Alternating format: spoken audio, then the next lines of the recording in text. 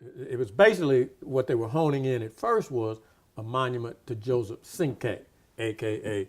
Baye, PA. Okay. And tell us who he was.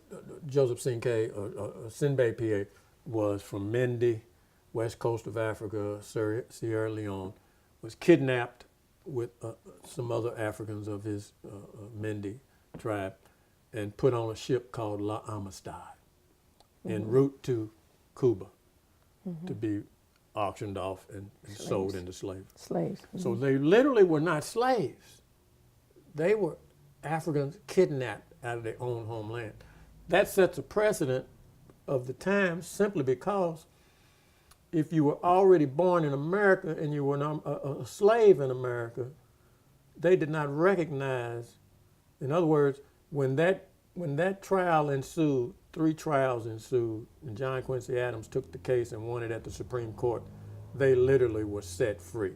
About the ownership. About the ownership. They were Spain not, is saying, they were give not, us our cargo. Right. They were literally cargo.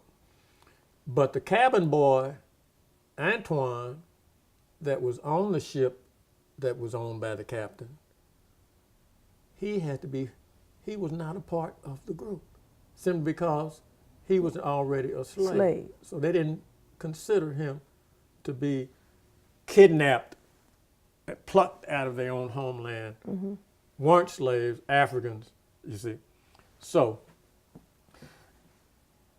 they honed in on Cinque first, we all thinking they just wanted a piece based on a figure of Cinque, right?